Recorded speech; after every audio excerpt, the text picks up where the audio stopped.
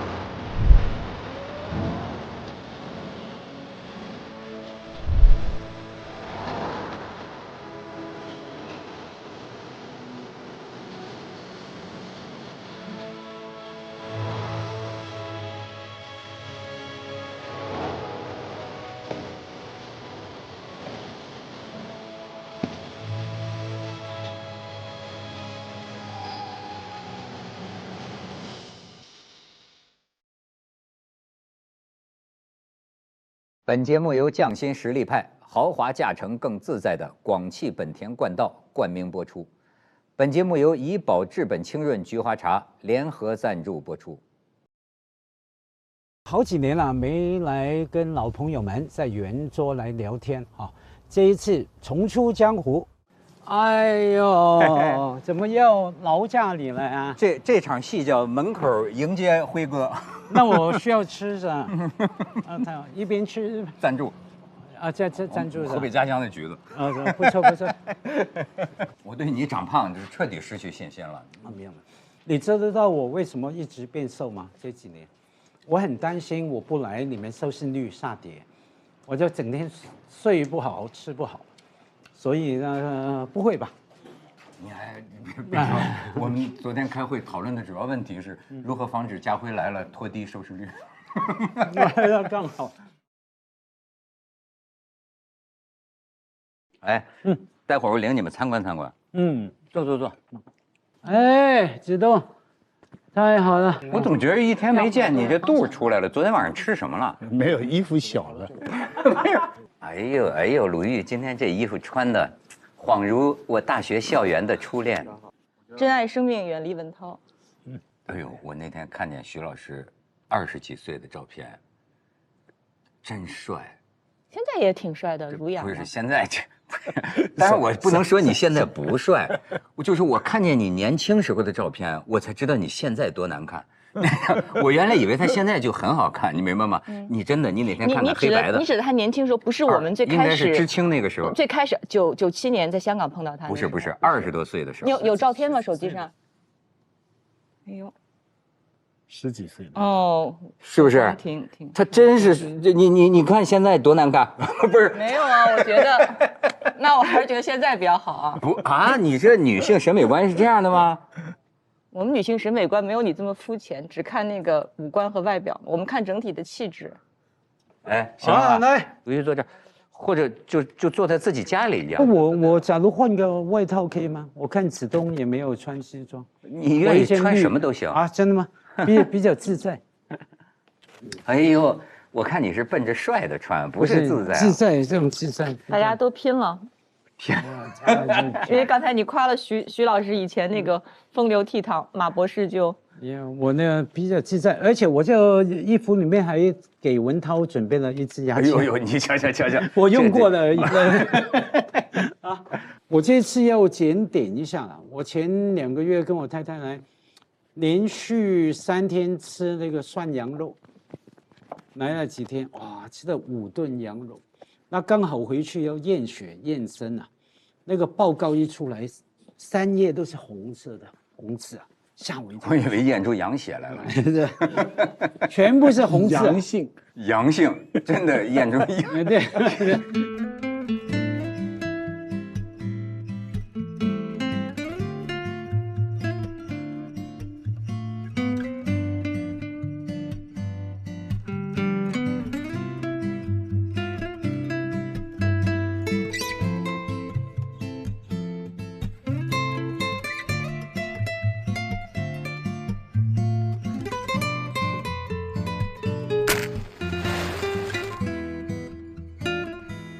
所以你看，我就说这个人呐，外强中干。今天的人你发现没有？就拼命往嫩里办啊！我自己就体会到，包括大家，你现在一看这个马博士，就说哎呀俊呐，什么帅大叔啊，说真看不出来都70了，就是差不多。不是你说的把我一愣，马博士有70吗？心理年龄差不多。就是，但是实际上一检查身体，外强中干，所以就今天就讲到咱们这个话题了啊。那个鲁豫不紧张啊？什么呀？生老病死吗？不是，我紧张，你在我旁边，因为你是我们当中最年轻的啊。哦，太难！我跟你说，现在很少有这种机会。我在一群人当中，我是最年轻的那个。对，感觉很特别。我常有这样的机会，我是最老的一个。对，我们仨就专门是为陪衬你自信心来的。哎呦，所以说你今天是我们的女王啊。去到哪里都是女王。没有。你瞧瞧老男人，现代女性自信心一直都在，没关系。本能水平，就是湾仔之狼，不是湾仔之虎之狼又重来。他们，你知道今天我这心情真是特别百感交集，就得有1-2年了。咱们这个圆桌啊，他们俩都没怎么来了。而且呢，他们说让咱们聊聊什么老朋友的新事业，就感觉这2年不上圆桌，大家都没闲着似的，是吧？徐老师都在那个网上开课了，讲的都颠倒了，就是颠倒了。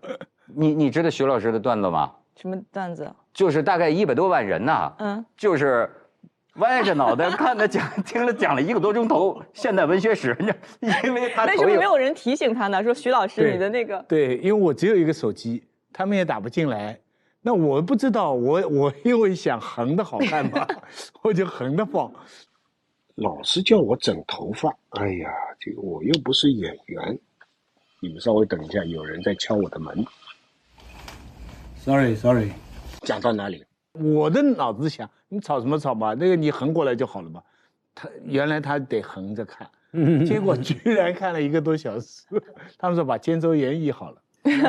家辉行，家辉整天在那个自媒体平台上卖翘。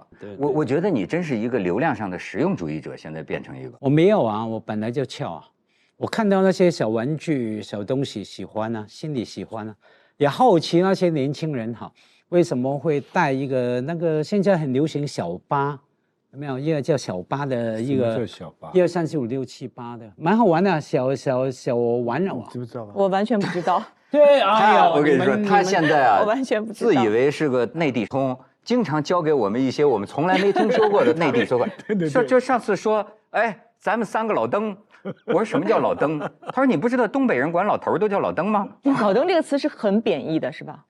看你怎么讲。像广东话老坑、老坑啊，老坑，那等于你骂人很重语气，那个老坑，那就是骂人。可是有时候夫妻之间哦，甚至我自己说自己啊，哎呀，我这个老坑啊，怎么样？那就完全不一样。就有时候你刚才说的是老登啊，没有，我说用广东话是老坑，所以呢，东北话就是老登啊，老登一样的逻辑嘛，就是满嘴新词儿，你知道吗？所以就像我们说洋人啊，广东话鬼佬、洋鬼子一样，有些洋人也自己说啊，我这个作为一个鬼佬、洋鬼子哈。所以看你情况，而且我发现我贴我跟那个小巴一起拍的照片的点击率，是我跟文涛拍的照片的5倍，所以怎么办？我都不敢告诉你。你终于认识到我的现状了。对，是不是像新海诚出去拍会拿一个小的那个椅子？没错。哦，就像你去哪里有个伴嘛，有个 icon 啊。这个你讲2个，我一下想起2个名人啊。一个是这个维特根斯坦，就是说这个老坑老登什么鬼佬为什么自己也可以说，就是维特根斯坦说语言没有独立的意义，他大概意思啊，就是所以有时候比如说咱们网上诬赖别人、诬赖人都是脱离语境的，对吧？他在什么场合说的，他是什么语气、什么表情对谁说，这个维特根斯坦说，就所有的语言都得是具体的这个语境，你才能识别。能指跟所指的关系是任意的。你看，聊天终结者，他总是一语定乾坤。你还要取决于是哪一种语言，语言跟语言的那种感觉太不一样了。哎，鲁豫也是语言专家。我不是。你看，我想起来另一个例子，一个人是谁啊？李敖。我觉得家辉呢跟李敖性格其实差别很大。他甚至是个其实内在比较拘谨的一个人。对。但是呢，我待会儿我就要说一下我对马老师感觉跟你一样。但是你先说。没有，我觉得马老师这么多年，他是在扮演一个他想象当中马家辉应该是那样的人，是一个属于马家辉的人设。就这个人设，像刚刚你说的是什么湾仔之狼还是之虎啊？然后讲话是要非常之活色生香的，但他内在其实是一个拘谨的、温文尔雅的一个人，但他渴望自己成为那样的。你这个心理，你是女王开始心理分析了。就我跟你说，就是我为什么觉得你受李敖影响很大呢？因为这个李敖有一种哲学，就是不吃亏的哲学。其实这一点对我都有影响。能在微博上发张这个照片，能换来流量，有什么伤天害理？为什么不去干？什么面子啊，什么羞怯啊，对吧？大街上碰见一个美女，你不打招呼，你就永远失之交臂了。对吧？你打招呼有1%的希望，结果他就是是他的太太了，对吧？所以你说你是不是有点受这个影响？没有，我觉得鲁豫说哈，那个人设哈跟自己不一样，这个现象几乎套用在所有人都一样哈。我们出来嘛，跟不同的人接触哈，比方说我跟鲁豫啊。好朋友、老朋友见面，那当然跟我女儿、我跟我太太、跟什么学生聊天的不一样哈，总有个人设嘛。那我觉得说每一个都是我。我想起那个美国作家卡佛哈，他经常作家会被别人这样问的，哎，小说这个是你吗？写的其实是你自己吧？这样，那小说家通常这样回答的，里面没有一个是我，可是每一个都是我。每一个某些想法，某些看事情的角度，某些语态，所以说不管你说活色生香哈，那或是说温文儒雅，可能都是一个碎片吧那反正最主要是，我觉得有个底线很重要了，没有需要说谎，没有说需要作假。因为这不伤害人吗？那而且文涛就是跟你所提到的李敖有关系了啊。我18岁第一次见李敖，他就跟我讲这句话啊，我也讲过好多遍。李大哥啊，在天之灵啊，听着了。我感觉他在啊，我已经点香了，是吗？对。他就说，家辉，只要你有本领哈，我打真牌都能够赢你。我干嘛要打假牌呢？因为他曾经被别人告他打麻将啊，出老千打假牌。法官问他嘛，李敖，你懂得是不是真的打假牌呢？李敖就说，法官大人，我聪明啊，我打真牌都赢他，我干嘛要打假牌？所以这句话也对我影响很大。在很多时候我在想说，好吧，我没有必要去说谎吧，因为我打真牌不一定是为了赢你。反正你喜欢，我们就多聊2句；你不喜欢就算。但是呢，家辉，当然你很成功啊，我也学着你啊。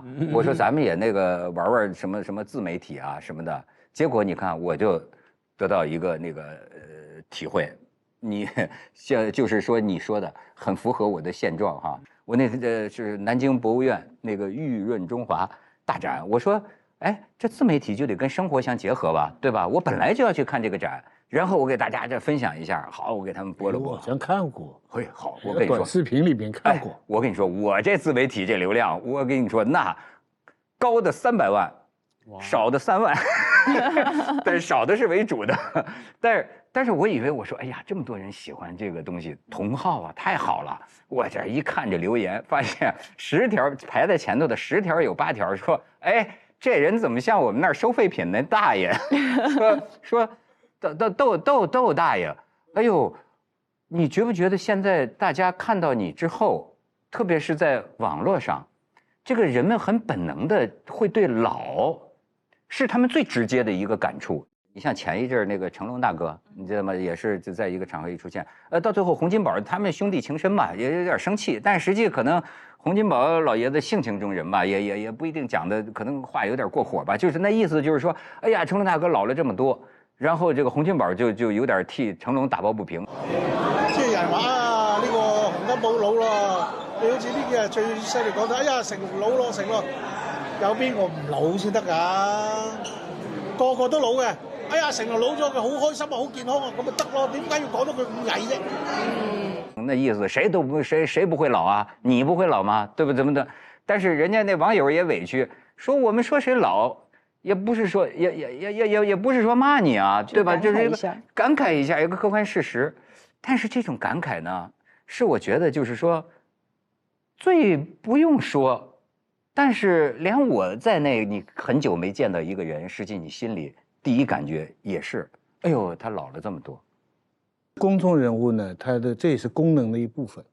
他的第一个功能是让我做你的粉丝，你是偶像，我羡慕你，我崇拜你，这是第一部分的功能。但第二部分功能，看到偶像老去，对于粉丝是一种安慰，是一种巨大的心理安慰。安慰，当然，你也有今天。对，谁也会老。你看那些标题啊，特别是女明星哈。他会把年龄放在最前面，这个我太有感触了。50岁的谁谁谁在这个变装到机场什么的，你讲这句话里边，他满足的就是下面另外一个50岁的读者观众，就觉得他那么崇拜这么一个美人，哎呀，他也老了，不一定是不恶意的，也可能是善意的，也可能，但是是有一种心理的安慰。所以明星对于粉丝两重功能，梦和安慰。你看，粉丝来电，粉丝来电，粉丝来电，粉丝来电，关了吧，关了吧，关了。对，其实现在不光是女明星，男明星也是。就让你从40，我一般是从48、9岁开始，就你一旦你现在都敢说你48、9岁，我54，有什么不敢说的？你永远是我妹妹啊！那这是肯定的，我就比你小，这是肯定的，这是毋庸置疑的。就你从某一天开始，你意识到，只要你的名字出现，前面定语就是个数字，它每年还帮你加1岁，没错，很有意思。他每年准确的帮你加1岁，比如51岁的某某某，52岁某某某，53岁某某某。真的吗？对，是啊。哎，这跟中国老派的算法一般虚岁都算多1岁。重点虚不虚岁，每年给你帮你长1岁啊。跟着，而且鲁豫那个有个性别差哈，我不晓得这是好还是不好。你说一出来就跟着一个数字，在50多好，这个现象我们看看这2年跟着男明星的也有，都是6，男的像以前很少说51岁的刘德华，52岁的张学友，没有的。这2年你看到一提到张学友，一定是说62岁的歌神怎么样？这个按女性主义批评的角度来讲，这又是一种男女不平等，对不对？男的到了6才来标你，我也到看过，女的5，我当时也看到过有40几岁的男明星就被标了，也有，对，基本上就是45以后的，45以前的他不屑于去标，45以后的开始标注了。那你这么小心眼的，你不生气啊？这有什么？这我怎么小心眼了？老坑，看出来到处挖坑上当，心眼大小，在这个方面，你现在知道撒老坑了。那你说说，你不是你对你大心眼儿，那你不那你分地方。我不能看到一种言论，就他评论一个到某一个年龄以上的女性，比如中年或中老年女性，说她穿的衣服怎么这样，什么不好看，身材如何，我特别受不了。如果我再一看这个怼这个女性的是一个男性，我可能那火又会加倍。我这鲁豫妹妹，我跟你说，我为什么喜欢她，就是她是我其实早就知道，不管大家怎么说的哈，我早就知道，讲到这个聪明伶俐啊，我就在她是全国女主持人当中，我早就知道她是。你看，还在女主持人当中，不能跟男主持人去比。不，这全国但是不要引起你们女主持人的矛盾，就是反正就是拔尖的，是他非常他举得很高，最后告举金宝，对，拔尖。你别看他我在朝阳区这一带还是比较数1数2的。你别看他这么小，他是我的引路人，就是当年我们都在香港的电视台，他是第一个勇于开拓内地市场，我是。第2，有点3，可能是4，对，就是因为他敢去干了，我才敢去干。对，他这私下也表达过对鲁豫有约的成功模式的羡慕。我只是想是回家而已，我只是想回家而已。但是这个勇气对我们老坑来说，你们更早的开拓，你们不是最早到红磡，就是你们几个嘛。啊，对呀，对不对就那个时候，你不是看着那一家老人家画像找不到出路的时候，就是跟他们为伍的吗？对，我还爆个小料，他们同居过了。是吗？所谓同居是合租一个，也不是，就真的就在一个床垫上，就是午休可以吗？没有接触吗？那我记错，那不是我，那不是我啊，那不是我。好了，这下记错，那完了，没有，那谁呢？我要高辉，我要认错，不是你啊，我记错，真的年纪大。我记得那时候住在黄埔区嘛，香港。有几个主持人啊，大家同一个行当啊，一个屋子里面几个房间啊，大家合租很正常，就像大学生合租一个房间啊，不是房间，屋子啊，不是你这样。不是，我说的意思，你给我一差你就差到男女关系上去。没有，我说要对我妹的赞美，就是我的意思，回来了。我的意思是说啊，她就是领着我走。我后来想起来，这个歌德的诗，我只记住一句话，好像还是郭沫若郭老翻译的，叫"永恒之女性引导我们走"，是吧？我就但是我是说但是他另一方面，但他基本上就是不跟着你走，你知道吗？他的这个内心的这种挣扎焦灼，简直是超乎我们想象。有一次你要做一个什么活动，然后就想要不要去，这个钱又想挣。但又觉得我不应该去挣这个钱，就打电话给我说要不去这个活动，说了有1个多小时，好像最后你也没去。对，然后所以就你并不跟随我这个伟大之女性去引领，对。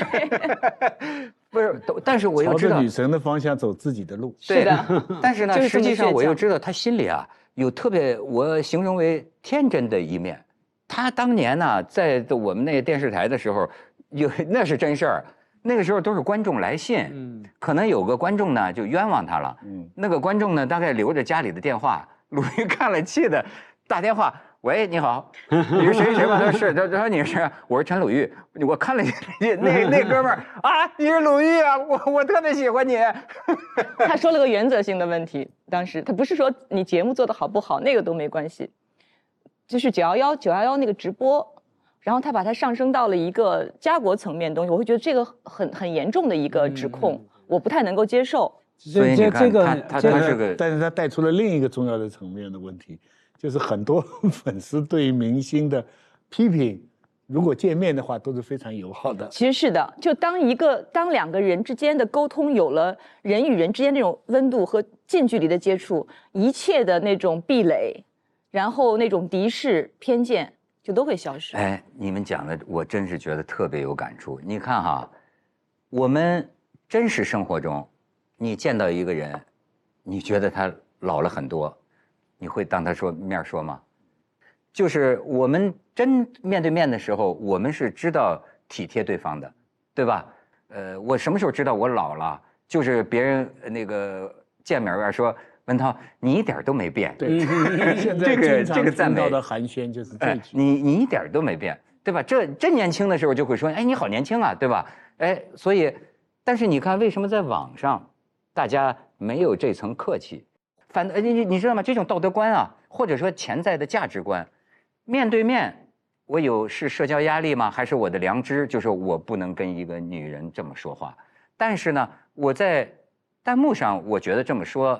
是什么呢？第一是他不知道，第二我看到的是，那你们是出头露脸的人，你们吃这饭的。弹幕上说你们2句这个有什么不能说的？你是一个公众人物。对呀，你讲的就是一个人说呀。人跟人见面会的时候，那更多的是一个人。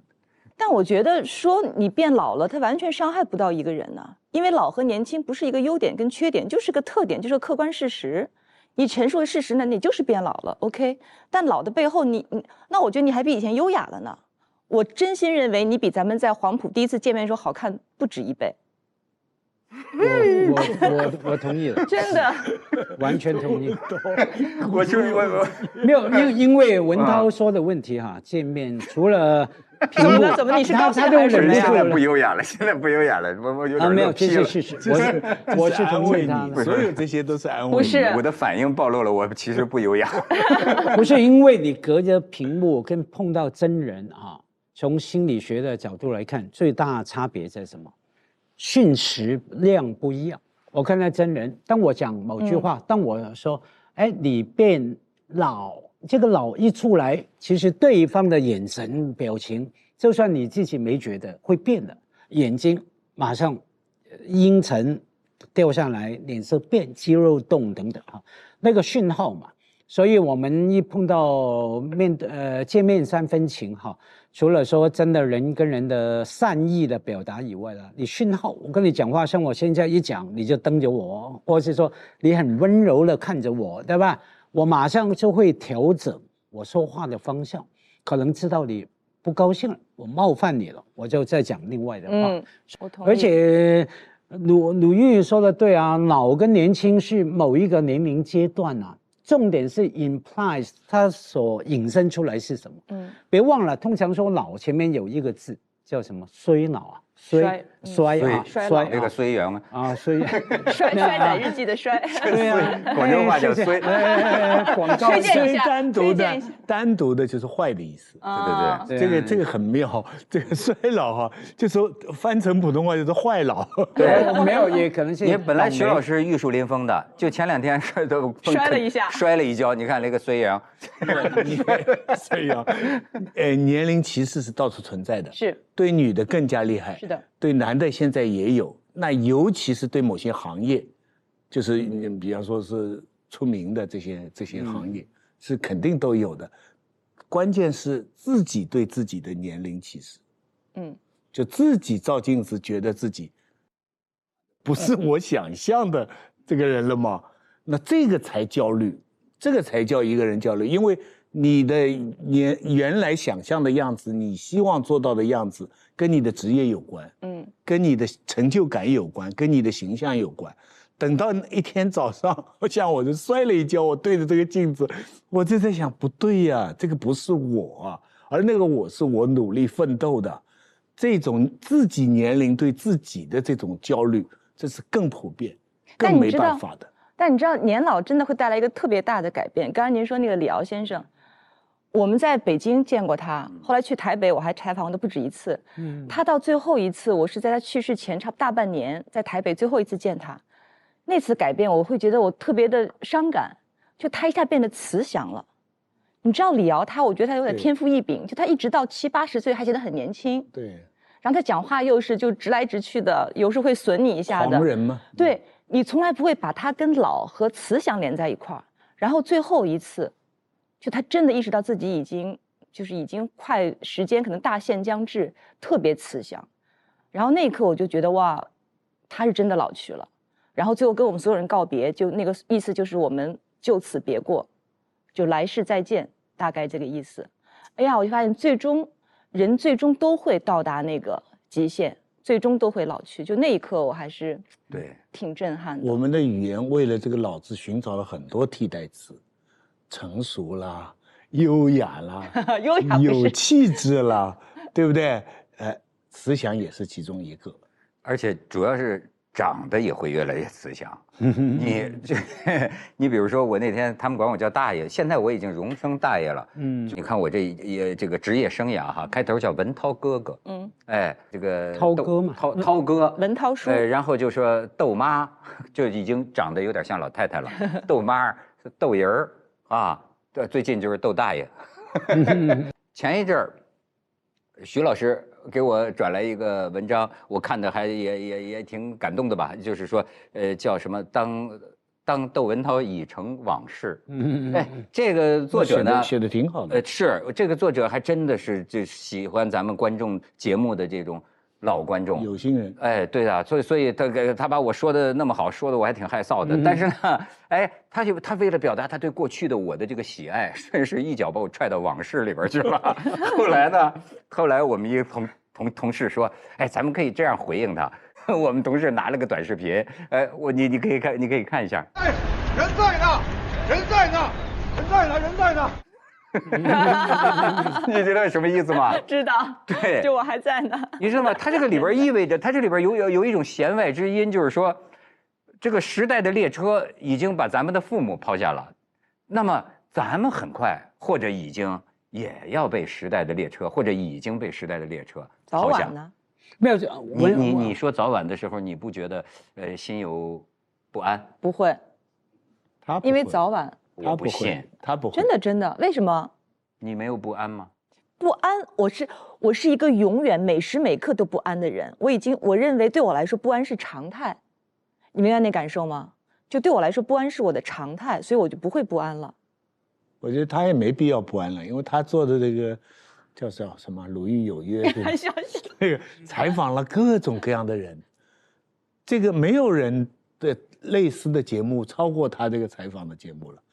在一个时代，在中国这么巨大变化的时代，你做一个节目是你的工作，你能做到比同行好，那有什么好遗憾的？哪一个人不会老去？再伟大的人也会老去啊。能够做好自己的事情，什么叫理想社会？就是每个人能够发挥自己最大的潜力，这就是理想社会。那一个人能够做到自己这样，你不可能永远的。但是文涛的那个问题我明白，就是一个人如果你一直是在聚光灯之内的话，当那个聚光灯从你身上移到了别人身上的时候，你处在那个黑暗当中，内心你还是会有一些惶恐跟渴望再回到那个地方去的。但我觉得我们主持人有一个好的地方在于，我们不是真正意义上的明星，对，所以我们的心态从一开始就是不太一样的。里面一定有些差别吧？我是外行哈，比方说主持也有分大咖、中咖、小咖，你能约到谁，谁愿意接受你访问哈？是，所以还是会那个会转变吧？以前好像都主动打来，鲁豫你访问我什么？现在我约了3次，他都不来，等等。我举例而已哈。那会心情会有那种落差吗？假如他会有的话，你现在还没有。这个一开始就会有。一开始我记得最有意思的，我们就约一个，我不能说是谁了哈，约一个名人，然后我们说，要不要采他呢？就约了不止一次，很多年前不止一次都不来。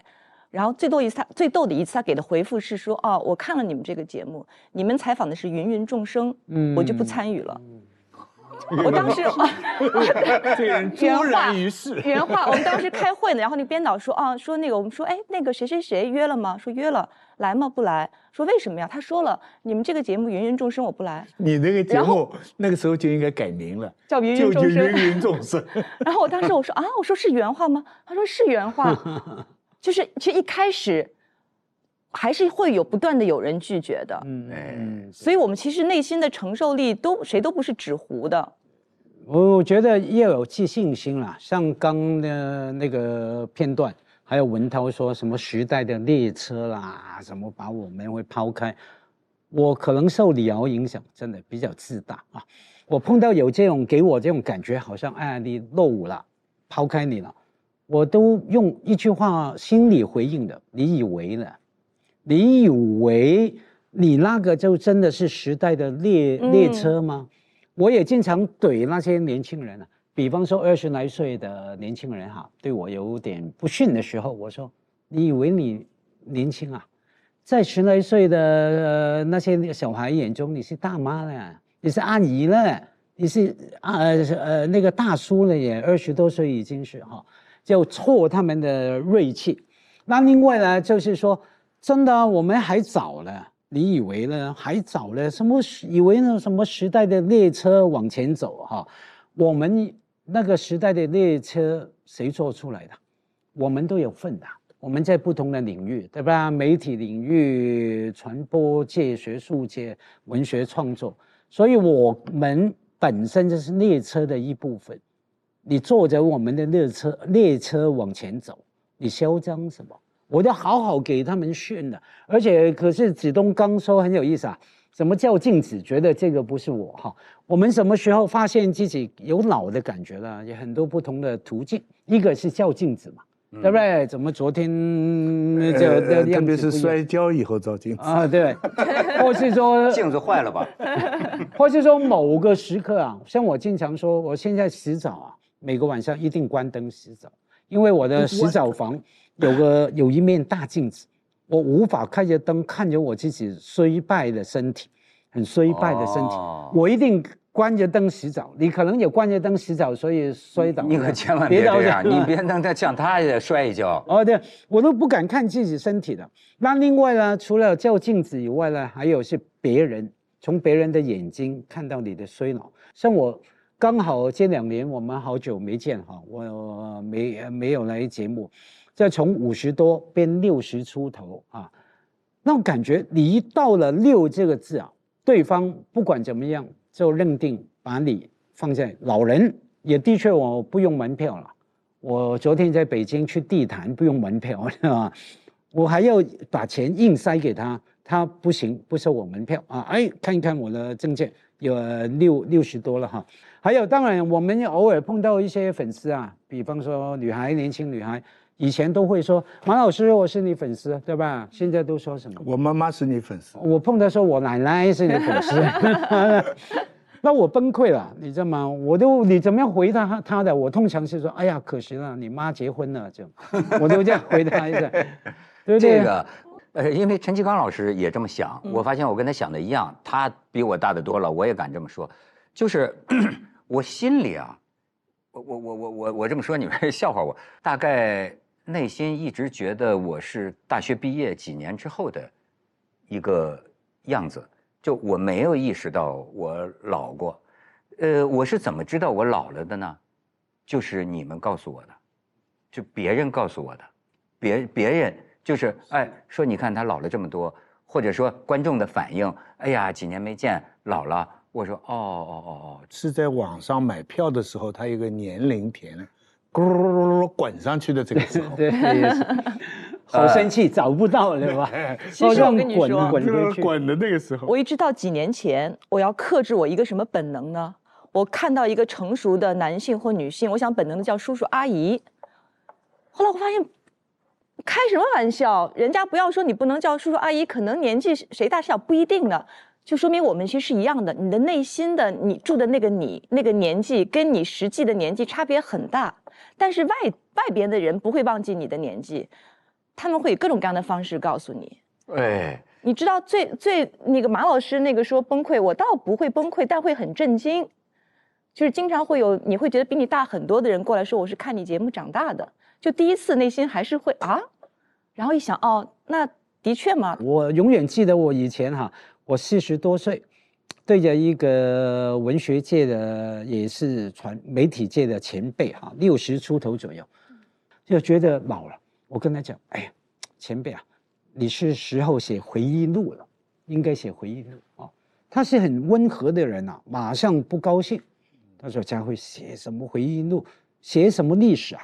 我还是在创造历史的人啊，我怎么会现在去写历史要有这种自信跟大志我觉得，所以从这个角度来说呢，什么时候是老了？当你心中没有那个大志，没有那个大的志向没有想着 I have to do something， 还要做一些事情的时候，我觉得在这个意义上才真的是老了。不管你变得，因为老的可以像李敖，他年轻很凶嘛，很严厉嘛，那当然会相反变得很温和像我一直温和，可能越老越严苛所以都不一样。可是我觉得对每个人来说，等于说你认输了，你没有大志，投降了，把武器，把你身上的盔甲放下来了。那好吧，我就这样，不要以为只有年轻人才会躺平你知道吗？当你躺平的时候，你就是老了。我是这样。这个美丽的说法叫退一步海阔天空那说得好听，说得好听。老没关系，不要衰老。就不要又衰又老，那个虽然嘛。其实我比较喜欢家辉老师的这个表达，就是一般人就会说你就像那个徐老师讲的那样，就是哎呀，退一步海阔天空。说人到一定年纪，你一定要想得开，你要退出江湖，但心态特别的平稳平淡。但我觉得家辉他就敢讲说，你只要胸有大志。那你就不老嘛？我觉得很少有一个上了年纪的人会说：“哎呀，我还胸有大志，我还心有不甘，我还……那我们就是嘛。”我觉得这个其实是一个特别可贵的，一般人会羞于这样。有你有大志、啊？我不叫大志，我觉得我从来没有大志，但是这么娇小的身体还有大志呢。我觉得可能我们对于大志的那个标准不一样，就对自己来说，它就是个小小的一个，你想做一些事情嘛，你每天待着干嘛呢？我也不会像你那样，我也不喜欢玩什么石头，什么欣赏古画，我也不懂那些。那你总要做一些什么吧？可能对于我来说，那个什么就是我的大志，可能跟别人来说，哎呀不值一提。但我觉得我们都有自己的那个小小的大志。不是，就因为呢，就随着年龄变老，你会带来的可能是对自己的这个职业的这种担心啊。那么比如说这个节目还受不受欢迎啊？会不会过气啊？是不是还能不能吃这碗饭呢？这些你这个我有一个，我一早就已经想好，就是我尽可能的走，就所谓这趟什么时代的列车，我尽可能跟着走，我也尽可能的与时俱进，就是在不完全让我的姿态变形的情况之下，我尽可能的微调、适应、改变。但有一天我实在跟不上了，我没有办法再改变了，那我就下车。人总会有那一站的，目前这一站还没到，但总会有那一站。我到那一刻，现在我觉得我是能够坦然接受，但是也有可能是因为我目前还在可以跟着，所以我可能很坦然。可能到那一瞬间，也许也还会有心有不甘。目前这个我不能肯定。那下车的时候，你的那个储蓄够了是吧？反正目前的人，现在来说，好像人没太大问题，能够活到120岁，是吧？就说嘛，就科技就是其实可以达到的。你前60年挣的钱够养你养到120岁吗？不知道，那不是还你可你可以有一些遗产分给我吗？不，那好友的遗产。对你这么一说，我这个整个计划要改变。我还等着你履行承诺呢。这是十几年前鲁豫亲口说的。那就这样，说我老年穷求潦倒了，他们家车库还可以给我住。我们家自己都没车库呢，现在没车库了。这个就是这样的，就拼谁活得长。活得长没钱不是很悲哀？活得长的人就继承那个人的遗产吗？对，你真是我妹妹。不是我现在觉得这个要讲真话哈，我唯一的担心就是这个担心，因为我是一个什么事情想到最坏的可能性的人。我跟你说什么名气，什么不出名才好呢？但是唯一的问题是我们不幸的走上了这种靠名气吃饭的这个道路。那么这个关于老的信息，对我唯一触发的就是这个事儿，就是说，这钱好像还没挣够啊！就别老说我了。你看哈，这个福柯的哲学啊，提出的一个很有意思，他是管一个东西叫社会上存在某种权利，话语权存在一个意志，但是呢，你不要以为他说的这个意志是一个人。比如说，那过去的旧社会里，可能说女人就得回家当主妇，这是一个无形的一个话语，一个意志，但是它贤惠，对，但是它似乎宣布着一些什么，它审判着一些什么，如人不受它的这个影响，对吧？然后你看现在互联网上，我觉得很有意思，也许是这些自媒体它为了博流量，这样的标题总是会有流量，但是我有时候看着很有意思。你发现没有？有些标题总是很乐于宣布，谁主宰票房的时代过去了，新的这个明星这个出现了啊，靠谁，这个比如说老导演呐，或者老演员呐，我就发现整天网上那么多人喜欢宣布是什么时代过去了哈，什么比如这个时代过去了，谁的时代起来了？除了为了流量考虑耸人听闻之外哈，这个背后啊。有一种，你觉不觉得有一个意志？这个意志呢，他似乎喜欢，宣判新陈代谢。你说的这也可能是直认性命，就是直认现实。我记得多少年前，一个音乐人，咱们都认识，后来他就不干，他说音乐啊跟这个年龄的这个特别敏感。他说：“哎呀，现在后生可畏啊，这些小孩你跟他们聊天，那真是特厉害。但是你听他们说那话啊。”他说：“我就觉着这是表面上说的都是恭维的话，可实际上这是一锹一锹挖呢。”我说：“挖什么呢？给我们挖坟呢。”这哥们后来就提早退出了，他就觉得这个是青春的事业，对吧？他们到一定年龄就不适合再干这个了。可以从生理上讲生老病死这一条，也可以从传媒的运作规律讲人设的这种危机。但你刚才讲到的是牵涉到时代列车的主动力了，对，那就是进化论。进化论，哎呀，你讲的精辟。中国人呢，从来呢是30年河东30年河西，相信的是循环论。那以前讲前人、先人，都是指以前的人，孔孟才是前人，才是先人。那当把过去的人称之为三皇五帝，称之为前人、先人的时候，我们的脸是向过去的。从54甚至晚清的时候开始，我们的观念悄悄转变了。赫胥黎天演论转变成什么？出现了一系列的词：先锋、前进、进步、新，这不言自明，年轻、新青年，这是最典型的。那所有这一系列以新以贵，这个是社会前进的方向。列车的最基本的意向是列车往哪里开，它要往新的、前进的、先锋的往前开。那因此老就变成了一个要打倒的东西了，旧更加是大家要谴责的东西了。所以这个才是这个大家对老这个话语背后的意识形态。从10年代开始，20年代、30年代、40年代、50年代，每过10年，意识形态要翻一翻，他们要打倒前一个10年的。所以我现在最近在一本书是讲最近20年的小说，他们说概括叫漫长的90年代，就是整个文学、整个文化的大的意识形态背景没有出现这么10、20年的天翻地覆的变化，所以老这个意义也就在不断的发生变化。这个你记得，您就说你喜欢的李敖，他青年的时候，写的那个文章挺有名，叫什么？传统下的什么独白，老年人和棒子，老年人和棒子，什么传统下的独白？你看，但那个他年轻的时候就是要打倒你们这老一辈儿，对吧？推翻你们这个老一辈儿。但是这个到老了，你看他老了就会说，哎，你们年轻人的观念还没我这个老人新呢，对吧？一个非常微妙的变化是，54的时候弑父情节，文学作品里边，你看巴金啊、曹禺啊，他们，老的一辈都是坏的、专制的、保守的，所以都要打倒老的。包括王蒙的《活动边人行》，那个爸爸都是神父哈。近20年、30年里边，也有一个潮流，但反了，主人公都是年轻的小孩、小伙子。他们对父亲的态度不是打倒，是可怜、同情。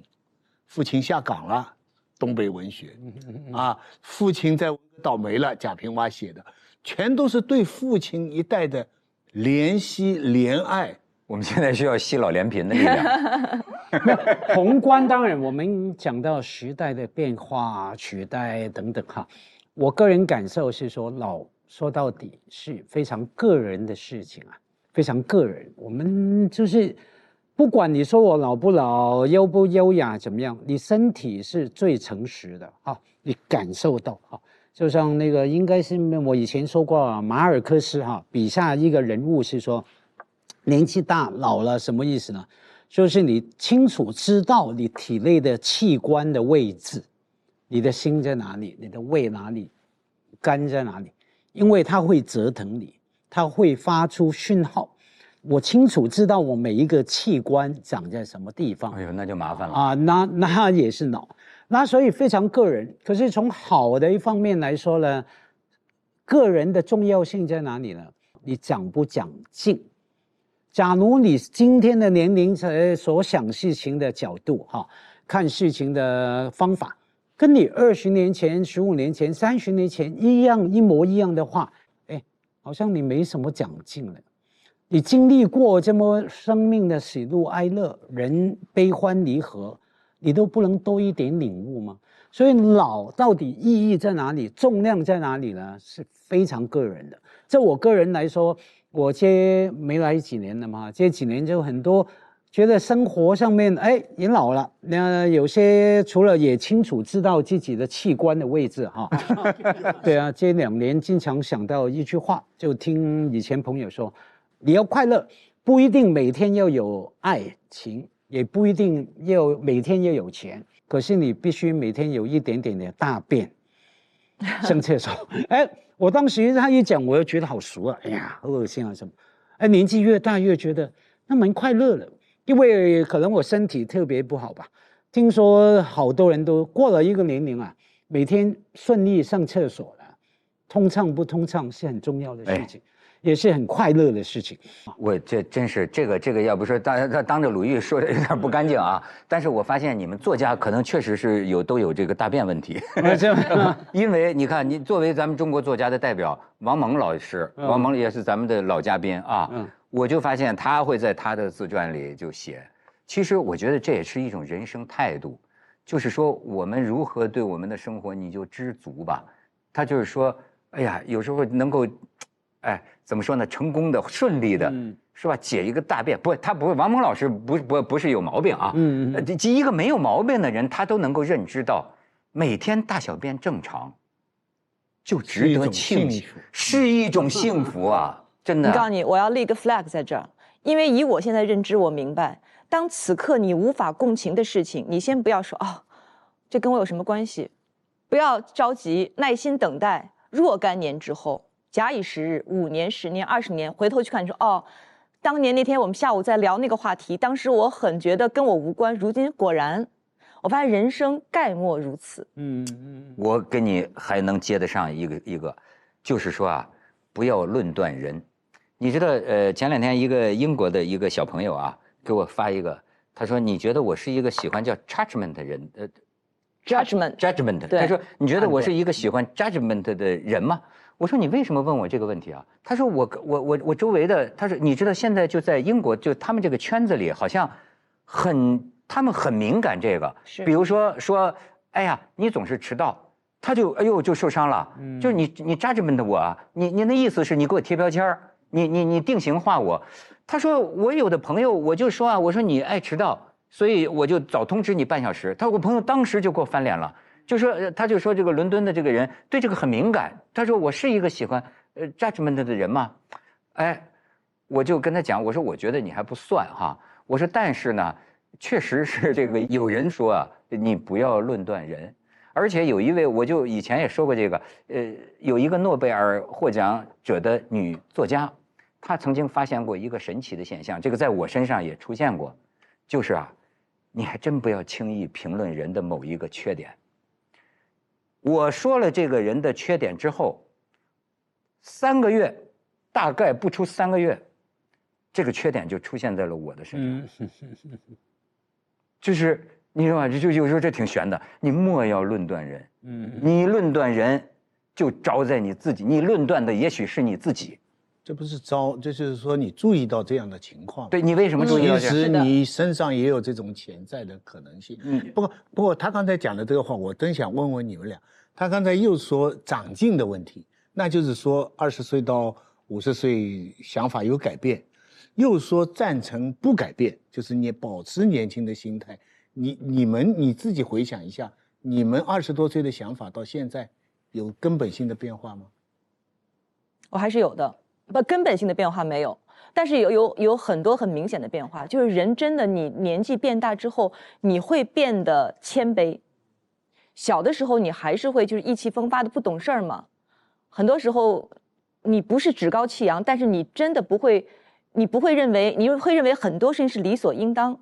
但你真的大了以后，比如说您刚才讲说以前你找嘉宾会不会很方便，现在会不会难？唯一的改变就是现在当有一个人说哎我愿意上你的节目，你发自内心的会无比的喜悦跟感激。以前你不会，你以前会觉得就是工作。你答应也是应该，你不答应也是应该，但如今你会有这样一份感激之情，我觉得这个就跟以前有巨大的不同，就你好像变得懂事儿了，是不是通达？哎，小时候多少是有点混的。对，所以父母爱讲孩子说不知道感恩，其实呢，人确实是成熟了之后啊，就越来越知道机会的不容易，别人的难处。你这就是好比说有些中年人跟我讲，就对年轻人失了望了，就是不再帮助年轻人，就是什么呢？就说你给了他机会，对吧？或者说你手把手教他，但是呢，他会认为这是我自己的本事，这是我自己的能力，对吧？不但说，那天一个大叔给我还讲呢，说现在，不要说这个怎么知恩图报了，不敢想知恩图报啊，他不忘恩负义，就算善良了，就觉得好像寒了心。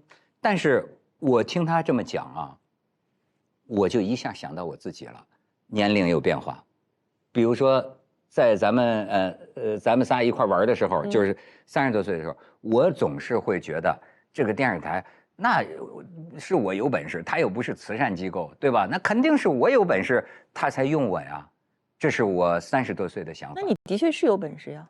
不，但是呢，我今天我就觉得我没什么本事，很普通，很多人都可以有这个机会，也许是缘分，也许我就感谢老板，我就觉得是有缘的人，就是说，哎呀，真的是就是很感恩呐，就是说，哎呦，他当年给我这么一个机会，要没人给我这么一个机会，我现在还不知道在哪儿啊，我就是好像就是随着年龄的增长，我会慢慢的不觉得自己有什么了不起，反而觉得这么说，觉得别人给我的那个特别不容易。你这么说我就崩溃了。你是我偶像，你现在说我没有本事的，现在要进入什么模式吗？哎，真的哎，他是我偶像的其中一点很重要。哎，谢谢你看给我倒茶，因为你说我好话。OK， 努力啊，认真啊，简单来说 ，professional 专业啊。像我们有时候曾经在网上一些活动的，绝大多数人包括我，哎，做完就算。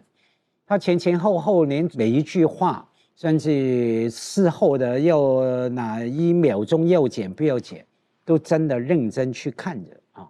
所以简单来说，你就不能说你本领不大啊，感恩是要的了。你这句话反而让我想起那个。这个我听过，前一阵子啊，听过2句话，我感觉蛮哀伤的啊，是说，全中国的父母都在等待小孩跟他说一句感谢感恩，那全中国的小孩都在等父母跟他们说一句对不起，啊，小孩嘛，年轻人嘛，总是觉得自己有点不顺利的，觉得啊，因为我原生家庭的童年创伤阴影。我用余生来治疗我的童年，诸如此类的哈。那直到小孩也变成父母了，有自己的小孩不一定需要有，那有些有的话，可能他的想法就不一样了。对于谁对谁应该感恩，谁对谁应该说对不起了，难说了，纠缠在一起。你这段话前半段我会做成我的个人宣传片，后半段做成公共宣传片。哎，鲁豫，我还想问你一个问题，咱们都是做节目的哈，你们在做节目的过程当中，会特别注意研究年轻人的兴趣吗？满足年轻观众吗？我没有，我就说我个人，我没有。你必须要相信，因为我会觉得代沟是真实存在的。你认为你了解，但其实我们了解的也就是皮毛而已，所以你最终你只能够做你能做的，对方能够接受到多少，能够到什么时候，那就听天由命。就是我说的那个列车什么时候把你扔下，就是听天由命。所以我从来没有试图去了解过谁，我可能就是以我的认知范围之内，我觉得好像我理解了，也仅此而已。但我不会刻意的说啊，此刻我们这个20岁他们喜欢什么，30岁喜欢什么，我觉得我做不到。我觉得青年最有利的也不是听那些对青年人说的话，就是说，你想你年轻时候你会听比你年纪大的人说吗？谁特别来说这个是对青年人说的话，青年人很反感。真的，爹味儿一定要谨慎。最近这个我们组里一个青年编导啊，给了我一个刺激，就是因为我一开会啊，我就说，哎，这谈什么呢？对吧？我说你们去研究研究年轻人，对吧？我说年轻人他们喜欢听什么呀？然后这个编导就说，文涛老师，你老说我们要去什么服务年轻人哈？他说当你们说年轻人的时候，他说我总觉得这跟我没什么关系。他就说什么是年轻人呢？说实在的，这个行业一个通例，就是说啊，有意无意的，我相信所有的这个做节目的人，甚至是别的这个行业的人。都好像怕年轻人不喜欢了，然后哎，怎么抓住年轻人？电视台也是啊，怎么抓住青年观众？然后呢，他们以为什么是青年观众呢？就玩点游戏，滑板儿、涂鸦，加点这个元素，对不对？比如说甚至是宣传古董的节目，哎，咱们也搞一个什么一个密室什么暗探，他们玩剧本杀，哎，年轻人弄这个，你看，这实际是一种刻板印象，对吗？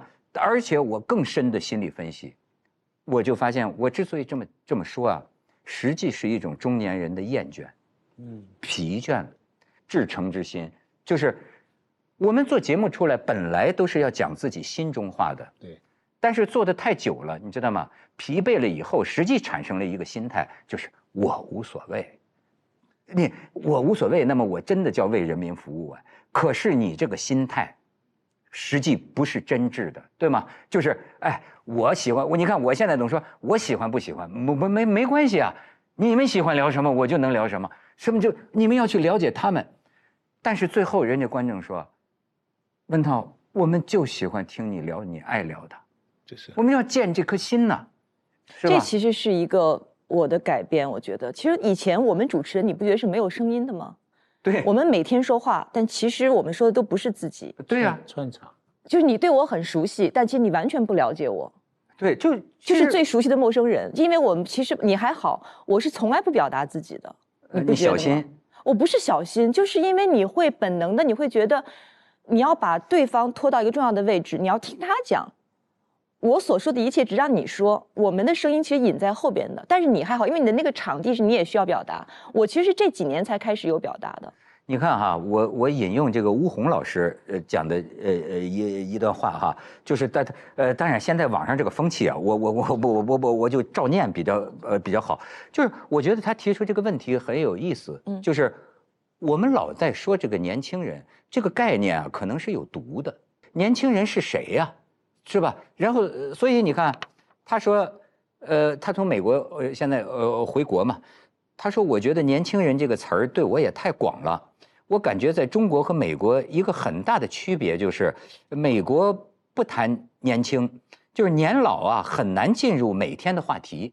比如说坐在一块儿，有的可能很年轻，有的可能很老，但这个问题不太进入整个氛围，不太主宰大家看问题的方式。回国以后总能碰到这个问题，好像还没等你坐住，马上就把你放在一个爷爷辈儿、爸爸辈儿或者叔叔辈儿，包括这些00后、90后、80后。他说我自己对这个东西很不舒服，因为我岁数太大了，所以到哪儿都感觉像是供起来一样，特别没意思。他说我倒宁愿我也不叫你年轻人，你也不要叫我老年人，大家就是一块儿谈谈、玩玩、看看展览或者什么。他说我觉得那样的状态最好，把每个人都放到一个位置。然后去规定你该怎么想或者不该怎么想，这东西实在是没多大的益处。对，有感触吗？是啊，但这正是我们中国传统的精髓呀，把每个人放在不同的位置上，啊，不讲别的，经济政治的位置，年龄上在一起聚会，你说话你要有分寸，你要有礼貌，你要懂得说什么啊，什么情况，同样一段话，你们小朋友聚会可以说。你现在家里春节大家的长辈都在，你就不该说等等，就是位置感，而这种位置感就是我们称之为文化修养。哎，我觉得我突然想到，年轻人也蛮累的，我要替年轻人说几句话。没有，真的，比方说年轻人哈，一个20来岁的对着一个60多岁的，他讲话没大没小，他就把你看成同龄人啦。一起玩嘛，一起看个展览，一起看个电影，一起唱个 K， 啊，很容易在被别人在背后说没大没小，不懂得尊重前辈等等，对吧？被说哈，可是呢，我很尊重你，对不对？唱 K 啊，给你先唱，你明明唱歌很难听，像文涛，我还要鼓掌，对不对？那这个你又会说我年龄歧视，好像不给你压力，像吴红老师哈，偶像哈。可是又说，对啊，我尊重你啊。可是你又说你不安，觉得你到哪里都被供着，好像爷爷辈什么。你的确是爷爷辈啊，就年龄而论哈。所以呢，重点在于后面，好吧？我把你供成爷爷辈，那个不重要，重要是之后我怎么对你。我没有一些活动不接受你玩，或者说排拒你哈。我觉得后面那个部分才重要哈。我们要警觉的不是说把别人按照我们的身高、体重、年龄什么什么给他一个大概的认定，你可以说是标签，可以说框框，可是那个往往是帮助我们理解一个人的线索啊。可是那个不表示我把那个线索变成一个框框、一个标签啊。我不会因为这些线索对你有歧视啊，比方说女性，之后我就歧视你。可是这一个的确是生物学上面的女性啊，可是我不能这样歧视你，看扁你啊，你跟我一样平等。我现在对这个问题很敏感啊，对啊，那我觉得说，现在必须的，对，我觉得不过这个标签是两面的。我们讲半天，这点我们意识到，当讲老标签，其实青年也是一个标签。对，其实真的对青年的标签化未见得就是好。要说的就是这个，就是说不要跟年轻人献媚，或者说要年轻人也应该知道，跟你献媚的那些话，未必是对你有好处的。是献什么媚呢？对吧？就是人就是人，要叫我说男女平等了，老幼也平等，对，老少也平等，众生平等，都是人嘛。对吧？而且真是有的时候，我觉得叫年轻人，你说太累，为什么大家就乐呢？你知道，我想起来一个，最近那个奈飞上有一个片子拍得特别好，叫《摩西》，讲那个摩西就是圣经领那个，对，就看了哈，我觉得拍得特别好。但是其中有句台词，我觉得很好笑，就是摩西呢，就是领着他们就是离开这个埃及法老王嘛，埃及法老王追赶在后。然后红海在前，上帝哗家施展神迹，劈开红海，然后又施展那么多神迹，一路拯救他的这个犹太人这个子民呐，就是要回到那个应许之地嘛。但是呢，这犹太人总是这个懒性不改，对吧？一安全点嘛就想歇着，一安全点就想歇着。摩西就说：“你们要跟着上帝的律令往前走啊，你们怎么能够在这偷懒呢？”然后那个是摩西他兄弟还是说跟摩西说。他们很累了，他们一天被神拯救了太多次，他们已经很累了。我觉得有时候你让我想起，就是我们太深刻了，太深刻是吧？这句话用在时代列车上就太深刻了。对啊，有时候你们觉得，就老人们觉得对年轻人怎么就，哎，你们要这样，你们。真的，哪怕你特别对你们特别好，你也得想想年轻人，他一天被你拯救了太多次，他已经很累了，多少次灵魂开窍，他需要休息。年轻人很聪明，他会把耳朵闭上。我们小时候不也这样吗？哎，所以都是放下救人之心。每个人我觉得是为自己发声，我觉得比较重要，永远不要试图去为别人，就是你无法站在那个人的角度。好像总是我会觉得啊，我很理解你，我感同身受，你无法感同身受，你不是他。哎，真的是，我就说真的，谁都别觉得自己比别人聪明，对吧？人家自个儿家的事儿，人家自己会做出最好的选择，就是这。你们刚才讲感恩那段，我非常同意，就是这个是一个变化。小时候就是小时候真是不觉得，小时候发表一篇论文，觉得自己有才，多少年以后才知道。老师给你推荐的，人家的这个批语到现在拿出来拍卖了，我才知道哦，原来我当初的我的才是这样被发现的，这个是后来的。但总体来说哈，我还是觉得我坚持20多岁的时候的想法，我到现在，所以可能显得比较幼稚。我觉得我的对世界的看法，对我的人生的看法，对于很多东西的看法，就是我20多岁的看法。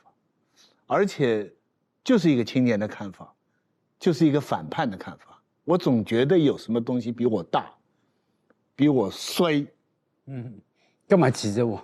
比我衰，比我衰。你刚才引出了这个字啊，不是因为我有个节目叫《衰仔日记》啊，来广告植入。马老师一个播客很受欢迎，叫《衰仔日记》。我觉得宣传词就要来谈那个衰人嘛。来继续。我讲哪里忘了？老了吧？你我跟你说，就是还是坚持嘛。说你现在依然坚持你20岁时候的想法。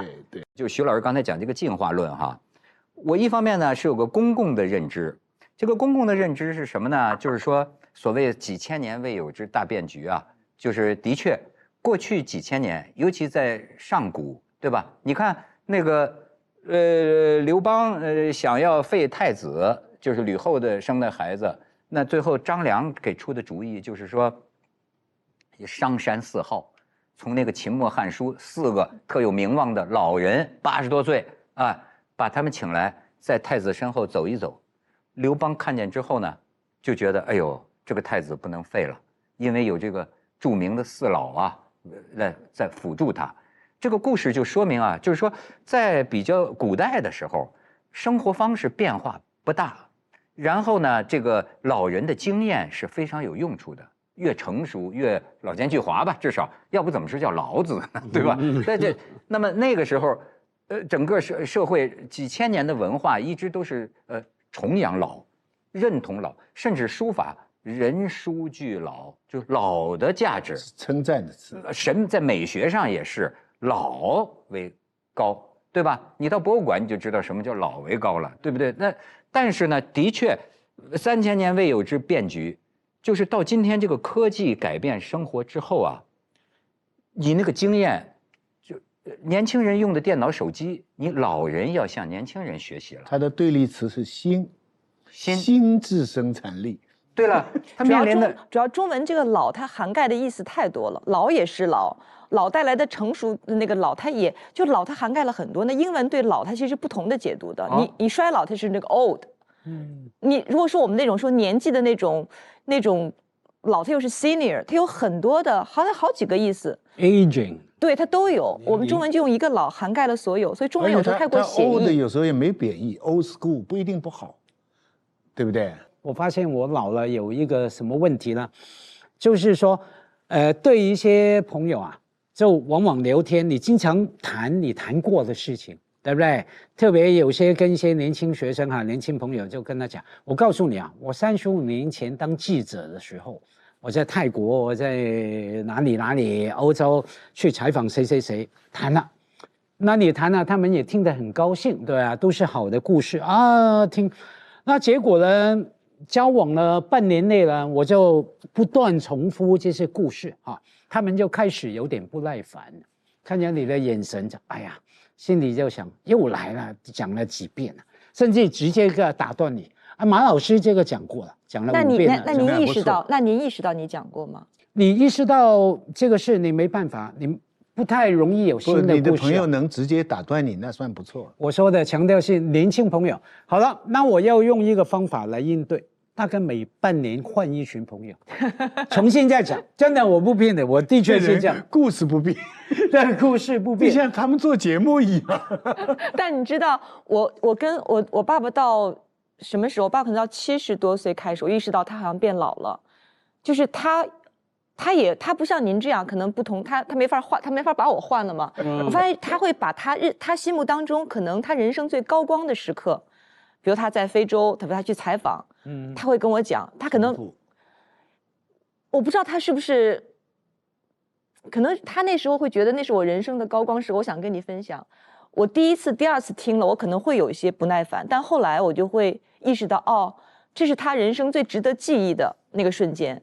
此刻我需要扮演我的兴趣，我专注，我还要给他配合。我说啊，那接下来呢？哦，那你去了以后，你碰到什么问题呢？会聊天。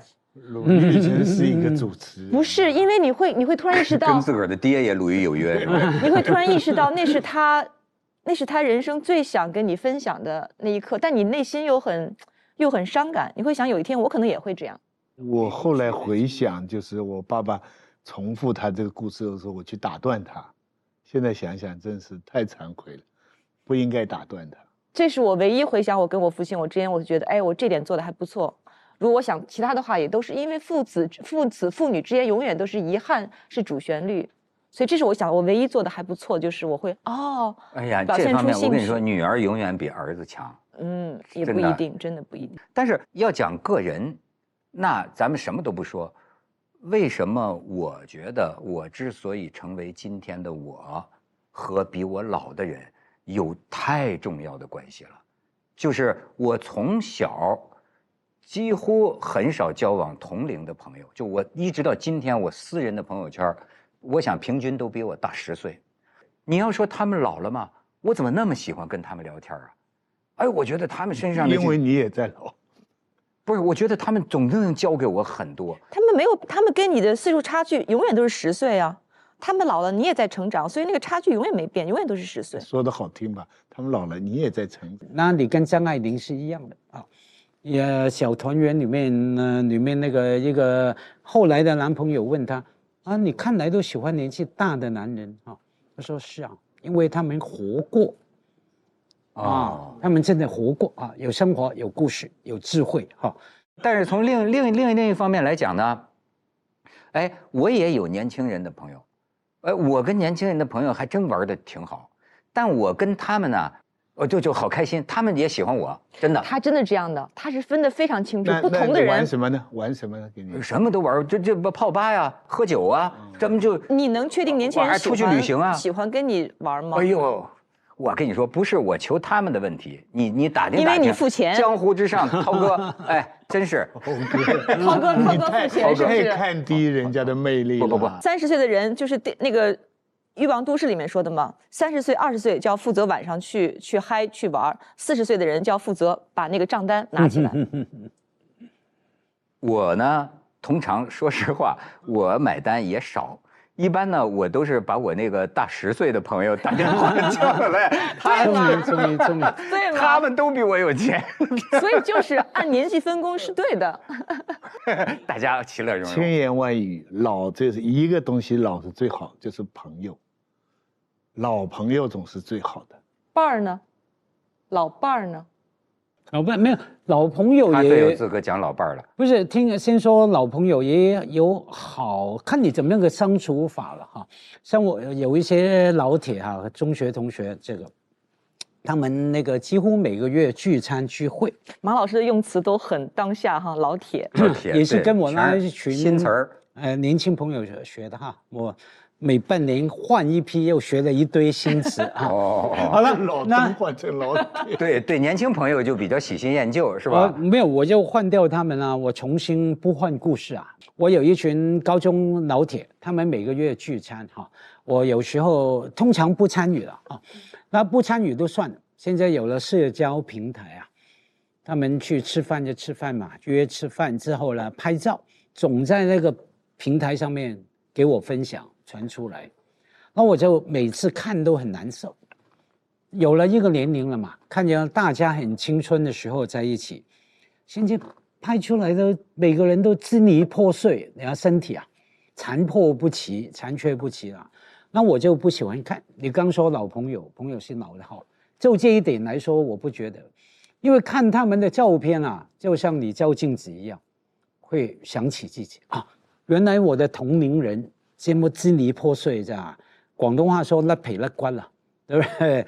那个残缺不齐。广东话是生动，甩皮甩骨，对，皮跟骨。耷拉着皮，对，耷拉着骨头，是吧？对啊，你一看哦，这是我的同龄人啊，这个家伙还比我小1岁，那表示我也是这样的样子哈。可是也子东啊，别忘记有句话说啊，宁遇恶客，别见故人。我宁可碰到凶的新的朋友，你凶吗？我也跟你凶，我不怕你啊！不要碰到旧朋友，因为旧朋友知根知底啊。叫英雄怕见老街坊啊，大概是这样，是吧？一个个都挺有词啊，就知根知底啊。为什么？我碰到你，我这不懂了。有些人我不是说你大方，你也没有什么根底给别人知道哈。别人看到你，你在我面前什么教授啊？当时我们一起去什么喝酒啊，这个那个，你在我面前你是什么艺术家啊？这个那个，我看到你勾鼻孔的时候啊，看到你被老婆女朋友打的时候，宁碰遇恶客，别见故人。我几年前采访有一个嘉宾，我认识他，然后他就说：“哎呀，我当年挺苦的。”我就愣了，我说：“你当年苦？我记得当年你是我们第一个买车，还买了一个联排别墅。”他说。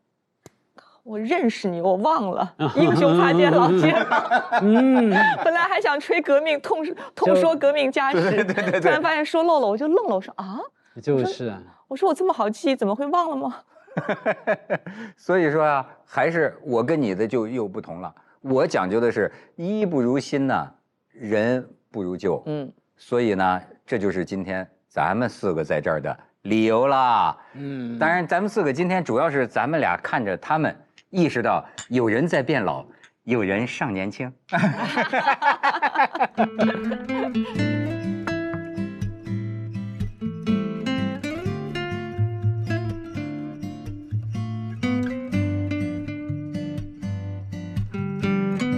一个是这个维特根斯坦。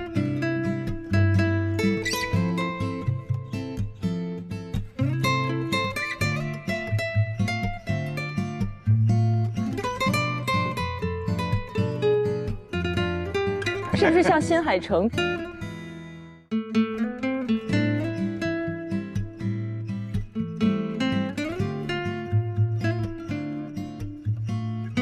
我想起那个美国作家卡佛哈。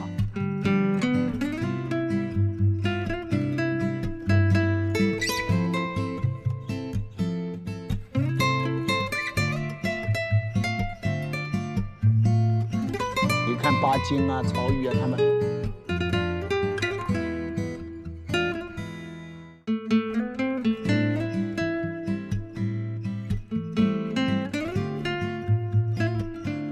马尔克斯哈。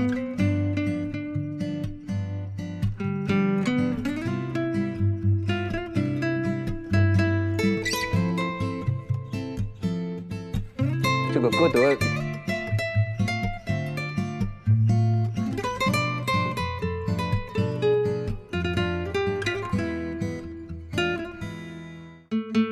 或许一篇言论。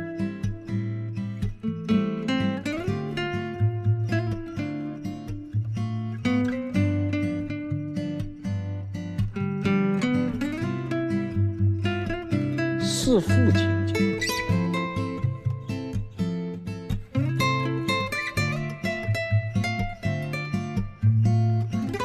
能子跟所子的关系是任意的。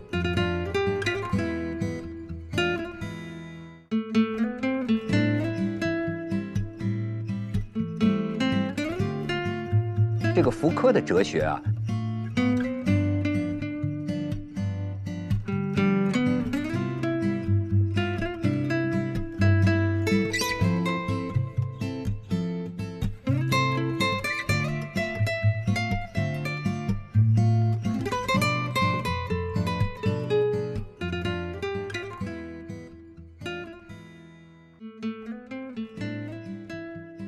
鲁豫，我还没给你们介绍介绍咱家呢啊，你就知道朋友对我们多重要。你看，这是我的朋友专门做这种盆景松柏的，黑松借来的，黑松是皇帝，柏呢是皇后。倪瓒《容膝斋图》，我朋友的真的借的。这都是真迹啊，这都是真迹啊，跟真的一样。我有朋友专门做高仿，不想活了。专门做高仿的《容膝斋图》是什么意思？就是说我这个陋室啊，我只需要容下我抱着膝盖，就容下一个膝盖的地方，就容膝斋图。你没有从你家里那个？这是我家里的这个铜炉啊，你看，沉香朋友借的，真的，你闻到的味儿真是沉香做的线香。香的要借，然后你看这个，啊，这个好看。这个有意思吧？这是个当代艺术，它明代啊，它本来是一个天然木的，稍加雕琢，那原本是木的，但是呢，他现代艺术家呢，他就把它倒模，用树脂翻模，因为真的他才不给我呢。给的还是借的？借了不还就变成给了。秋庭家书，对，你怎么把我心思全说了？我常干这种事啊。做仿古家具的朋友，借的，你看仿明代的这种瓜棱腿啊，这个好看，漂亮吧？哎，你看，咱们俩可以过日子。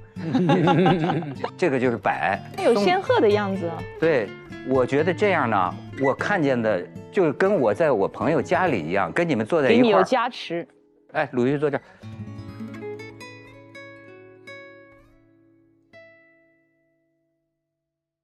最终好玩都变成了工作，而且我们从传统媒体过来的人吧，你就不会轻操作，永远都是叫举轻若重。你像我做这个《行天下》第3季，你知道吗？我真的认识到这个可能跟老了有关系。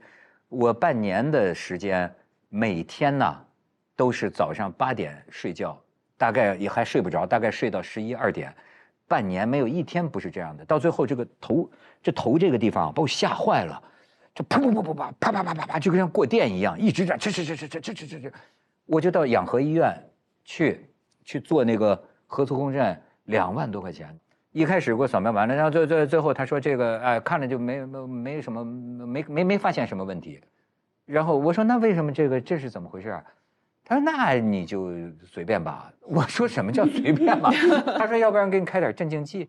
我这西医就是这样。你知道美国艺术家安迪沃霍我要向他学习。安迪沃霍也拍电影，拍完了就扔给剪辑，人家就问他说这剪辑的剪的不符合你意愿怎么办？他说没有比这事儿更有趣的了，就随便。或者说你找演员，他演的那种电影是进博物馆的，他这大街上找街上的女郎什么的，那么然后他说人家你的角色不合适啊。他说在我看来没有比不合适的人演这个不合适的角色更艺术的事儿了。你看你领略到这个观念艺术吗？你要是这么说的话，让所有的人内心就释然了很多。对了，原来不是我做的不好，不是我不够认真，没有比这更有趣的了。这在佛家的《金刚经》的逻辑上讲，你叫执着。但是你相信你说的这一切吗？你的本质不是这个。我要认真做事，我不相信。但是我拿抖音试验一下，结果流量确实奇低。我跟你说，试2天你还是会回到人呐。认命吧，太太。雷雨的台词，认命吧，太太。认命吧，太太。你就是太在意你的身体的每一个器官，对，太关注了。哎呀，我现在这个疑病症啊，就是特别折磨我，你知道吗？